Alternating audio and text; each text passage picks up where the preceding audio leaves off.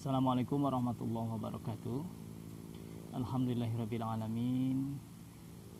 Saya sangat senang ya berada di sini di kebunnya Pak Husni Mubarak. Selain adem, saya juga dapat insight, kemudian banyak ilmu yang didapatkan. Salah satunya adalah ilmu tentang pupuk. Saya bahas di sini adalah penggabungan antara pupuk organik dan anorganik. Kita akan bahas pupuknya ya. Pertama, Pak Husni Mubarak ini memilih pupuk organik, yaitu menambahkan kohe atau kotoran hewan. Yang dipilih adalah kohenya kambing di sini, karena banyak di seputar kebun ini ya, tidak terlihat ya dari sini, karena ini luas sekali 3 hektar. Jadi di belakang, kemudian di sebelah sana, di kiri kanan, kemudian di depan saya juga banyak kandang kambing. Nah, kandang kambing di sini sudah dihargai 13.000 di tempat. Oke. Jadi pertama, Anda harus jor-joran di kotoran hewan. Sebagaimana yang Anda tahu, kalau mau berorganik itu kan harus banyak jumlahnya. Karena dari 1 ton pupuk organik kotoran hewan itu, kalau dikonversi ya, nilai nitrogen, fosfat, kemudian kaliumnya itu nilainya itu kan tidak setara ya dengan NPK 5 kg gitu, enggak. Sepertinya masih kurang ya. Makanya kalau mau tanam, jadi campur saja itu kohenya yang banyak ya, sebanyak-banyaknya kalau bisa. Tapi jangan kohe saja, jangan kotoran hewan saja, jangan kotoran kambing saja. Sebaiknya itu dicampur dengan tanah sebelum difermentasi dulu, kemudian dicampur sampai bagus ya, sampai tercampur dengan rata. Kemudian masukkan lagi ke lubang tanam. Baru setelah itu didiamkan dulu selama 1 bulan. Itu baru sangat bagus. Kemudian takarannya di sini Anda lihat kan, ini di dalam ini, di bawah pohon ini kan ada semacam gundukan-gundukan itu perkirakan itu sekitar 2 karung ya, 2 karung kotoran ternaknya. Kemudian apalagi sih yang bisa dipakai sebagai media nantinya, campuran. Kemudian adalah di sini banyak juga pabrik penggilingan padi, karena di sebelah sana, sebelah kanan saya, kemudian di sana ada juga penggilingan padi. Jadi sangat mudah untuk mendapatkannya. Dan sampai di lokasi itu hanya 5.000. Kita beli biasanya 1 mobil. Nah, 1 mobil itu 50.000 ongkos kirim. Kemudian jadi saya lihat di awal pupuknya itu sangat maksimal. Kotoran hewannya itu sangat maksimal. Kemudian yang kedua adalah kalsium ya. Kalsium terutama yang didapatkan dari kapur dolomit. Nah, ada peluang bagi Anda yang punya uang agak banyak ya. Kalau di daerah Cidaun itu penyedia kapur tuh bisa bilang masih terbatas. Sebenarnya pupuk itu dari awalnya murah, tapi karena lokasi tempat kita itu jauh ya dari kota, sehingga datang ke sini tuh dia cukup mahal juga. Sebenarnya kapur itu murah ya. Nah, apa urgensinya kapur dolomit ini? Pertama, setelah kita cek lahan-lahan di Cidaun itu ya berkisar 4,5 keasaman. Tingkat keasamannya itu 4,5. Jadi kurang bagus lah untuk tanaman budidaya. Jadi kalau pepaya itu ya kering, ya kecil, ya mudah sakit pohonnya. Makanya di awal campuran di lubang tanam itu pakai dolomit. Nah, kemudian setelah tercampur selama ya dibiarkan selama 2 minggu atau 3 minggu, baru dikasih TSP ya, yang mudah di sini kan. Kemarin sih cukup sulit sih TSP ya, cuman ya gimana ya, kita juga harus berbagi sama yang petani yang lain, jadi maunya sih banyak ya. Di sini pakai pupuk dasar TSP,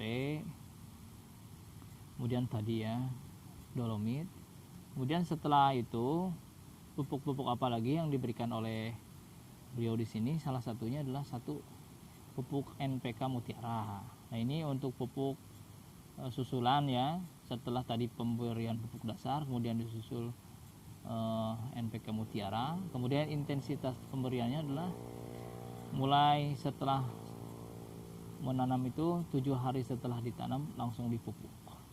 Setelah itu berselang 1 bulan sekali. Nah ini pupuk di awal itu harus dikejar untuk memberikan efek bagus terhadap pertumbuhannya biar kokoh, karena nanti pepaya ini kan sifatnya kontinu berbuah terus menerus tanpa henti, maka pemberian pupuk ini juga harus kontinu. Jangan sampai kita mau pepayanya berbuah terus tapi kita nggak memberikan pupuknya secara kontinu. Nah ini saya lihat kontinu sekali ini pemupukannya. Belum kemarin saya kira kemarin ya baru mupuk lagi gitu kan, sering banget ya. Ternyata rahasianya itu kalau kita telat mupuk ya ini akan berakibat fatal kepada buahnya ya. Mungkin buahnya kurang bagus ya, kulitnya kurang bagus, bisa saja krek, kemudian bisa saja jatuh ya, jadi karena itunya lepas cupatnya itu tuh, jadi kurang mencengkram, jatuh, atau pohonnya itu kering, daun-daunnya itu kadang-kadang menguning dan kering. Jadi NPK penting. Nah selain pupuk makro primer, yang lainnya juga saya bilang tadi kalsium pasti itu ya. Yang pemberiannya ditabur, juga ada yang pakai pupuk daun. Kemudian yang taburannya itu yang paling penting itu di boron ya, di bulan-bulan awal 2 bulan, bahkan di pas tanam 7 hari atau seminggu setelah tanam itu sudah dikasih boron. Nah kemudian di masa generatif vegetatif terus seperti itu, nanti masuk ke vegetatif. Jadi kalau vegetatifnya itu generatif maaf saya belepotan ya, maaf sekali. Jadi setelah usia 3,5 sampai 4 bulan itu kan sudah mau masuk generatif, maka kita harus mempersiapkan itu pupuknya. Maka di situ kita perbandingan NPK-nya itu 1, kemudian P-nya itu 3/4 dari N-nya, kemudian kaliumnya dinaikkan menjadi 1,5 sampai 2. Nah, jadi selalu terus begitu sampai sekarang formula itu dipertahankan ya. Nah untuk takaran pastinya Paus Mubarak akan bahas nanti insya Allah di channel YouTube Mediknya ya.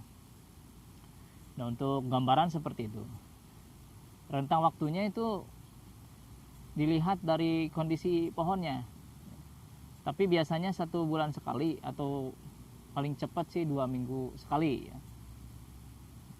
Kebayangkan itu dia setiap hari mengeluarkan buah tapi kita telat, itu bisa bahaya ya.